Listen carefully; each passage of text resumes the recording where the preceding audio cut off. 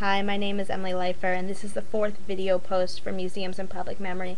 We were asked to comment on some of the themes of the symposium going on right now, hitting close to home, arts and human rights. The only part of this symposium I was able to attend was Julian Bonder's speech about his work with memorials. I was interested specifically in his work on the slavery memorial in North France. I thought that Naom Lupu's essay about the counter-memorial movement in the 80s and 90s really applied well to what he's trying to do with his memorial designs. I think that the memorial in North to slavery really encourages denkmal-arbeit, encourages memory work, just because of the nature of the space, how it's mostly text-based and how it avoids any sort of overt references to slavery in the metaphorical or representational sense. I think that part of the counter-memorial movement is moving away from sort of attempting direct representation, because direct representation, trying to make people feel what the or trying to show people exactly what people went through isn't really all that possible. Bonder talked a lot about the other and the witness, and how we shouldn't try to put ourselves in the place of the other, because that's never going to be possible, and just to be a witness. And I think the North Memorial really does that well, because of its text-based nature and the way that you walk through it, and at the end there's a space to deal with the issues of the current slave trade. And I think that also embodies the denkmal-arbeit,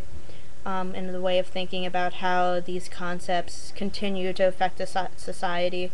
not thinking of them as something in the past that's over, but something in the past that is part of society, and why it is, and how it is, and how to make it no longer a part of the way we work now. I think that the use of light and dark really, also gives the effect of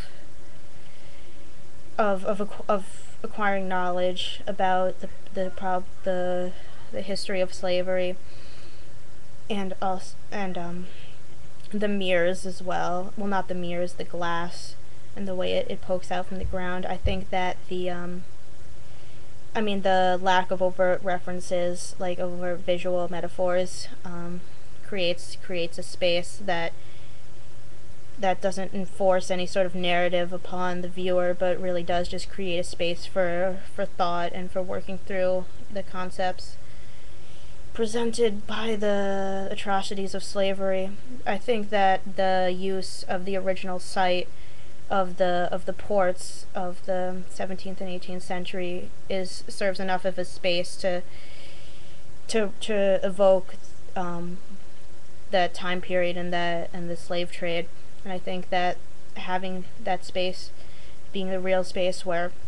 the slave trade went on allows the residents to recognize this as part of their specific history. And I think the use of the space, both of a place that's very specifically local, as well as a space for greater, larger thought about the issue,